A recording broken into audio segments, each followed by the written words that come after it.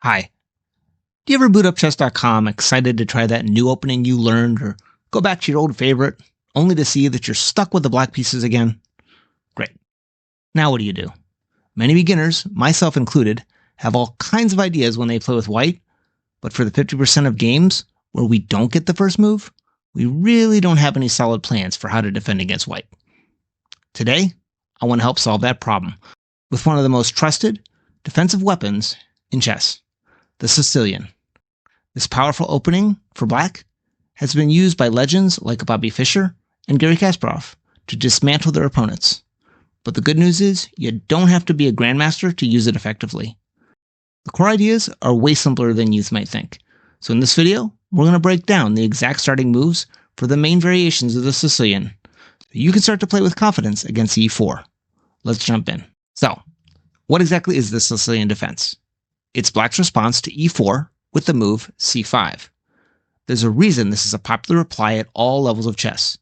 Instead of the symmetrical move like e5, black throws a wrench in the works immediately, creating an imbalance. The whole point is to challenge white's control of the critical d4 square, not from the center, but from the side with the c-pawn. This brings us to a major crossroads, the open Sicilian versus the closed Sicilian. If white plays it slow, with a move like knight c3, we often get what's called a closed Sicilian, where white avoids blowing the center open. But the main event, the one you'll see most often, is the open Sicilian. This usually goes knight f3, getting ready to blast open the center with d4. Black almost always plays cx d4, and after white recaptures with knight x d4, the battle lines are drawn.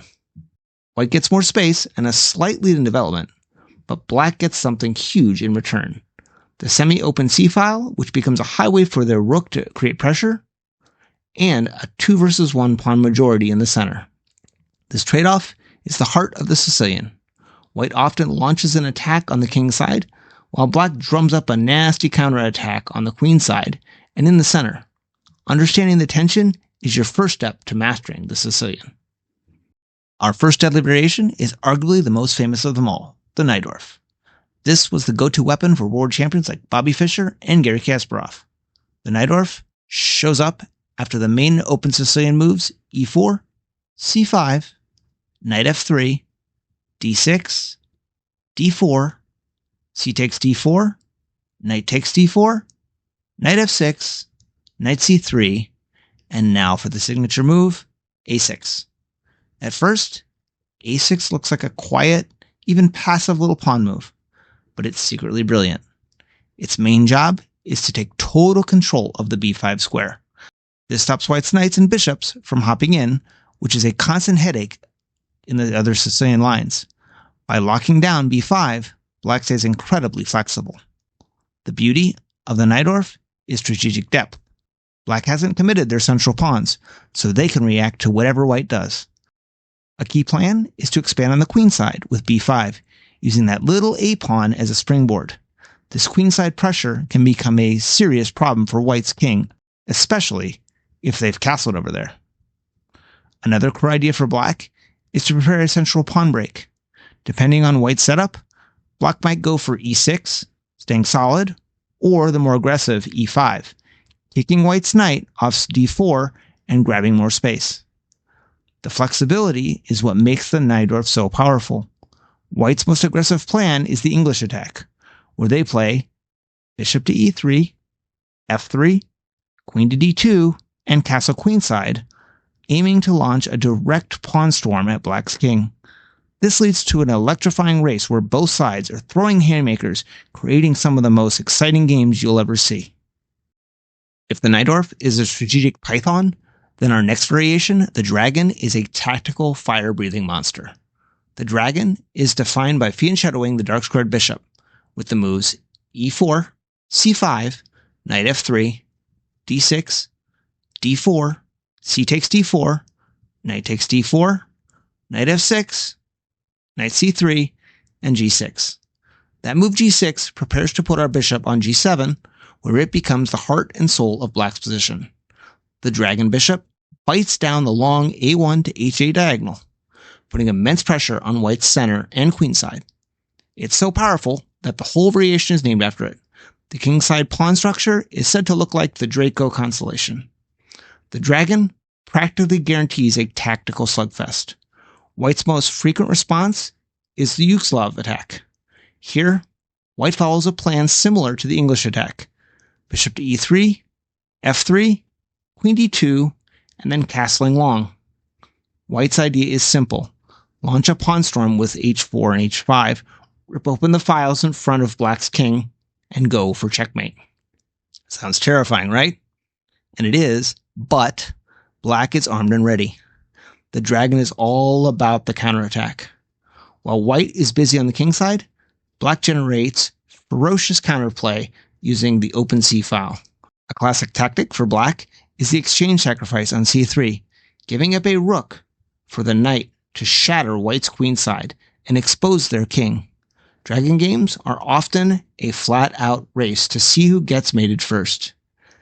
This is an opening for players who love tactics, thrive under pressure, and are playing for the win for move 1. Alright, we've just covered two of the most legendary openings in chess history.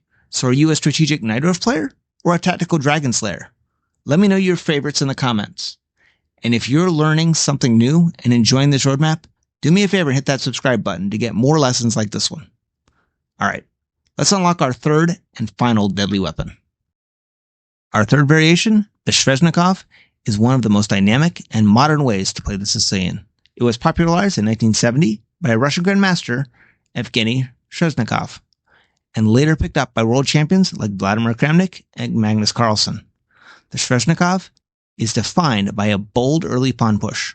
The most common move order is e4, c5, knight f3, knight c6, d4, cxd4, knight xd4, knight f6, knight c3, and then Black plays the audacious e5. This one move completely changes the game. At first glance, e5 looks like a positional error. It gives up the d5 square, creating a beautiful outpost for White's knight, and leaves behind a backward pawn on d6. For decades, this opening was considered suspicious for those exact reasons. So why on earth would Black do this? The answer is dynamic compensation. In exchange for a static weakness on d5, Black gets a massive injection of piece activity. The e5 pawn bites into the center, kicks the white knight, and opens up diagonals. The Sveshnikov is all about embracing structural weakness for dynamic chances. Black's plan is to create counterplay, with the key idea being the f7, f5 pawn break to challenge White's center. Black also develops quickly, often harassing White's knight, with moves like a6 and b5, forcing it to a passive square like a3, where it's out of the game for a while. Playing the Sveshnikov requires a good feel for dynamics and a willingness to live with an imbalance. You're knowingly accepting a positional flaw for a chance to grab the initiative. It's a perfect weapon for the modern, aggressive player who understands that active pieces are often more important than a perfect pawn structure. Now that we've seen all three variations, let's tie this all together. The biggest mistake beginners make in the Sicilian is playing too passively. This isn't an opening where you can just make quiet developing moves and hope for the best. You will get steamrolled by White's attack. You must be active and look for counterplay. A universal theme for Black is the d6, d5 pawn break. This is often the key to equalizing by fighting back in the center, so always be on the lookout for a chance to make it happen. Another common trap is to underestimate White's kingside attack, especially when you castle on the opposite sides. You have to be careful, but remember, the best defense is often a good counterattack on the queen side. Finally, pay attention to key squares. Moves like the Najdorf's a6 aren't just waiting moves. They're essential for controlling squares like b5 and preparing your own plans. Understanding the why behind these moves is way more important than memorizing a bunch of theory. So there you have it. Your roadmap to three of the deadliest variations in the Sicilian defense. Whether you're drawn to the strategic depth of the Najdorf, the tactical chaos of the dragon, or the dynamic imbalance of the Sveshnikov, you now have a real weapon to fight against e4. Thanks for watching. If you want to go even deeper into chess openings, make sure you hit that subscribe button so you don't miss the next video. And check out the video on your screen right now for another opening weapon you can add to your arsenal. See you in the next one.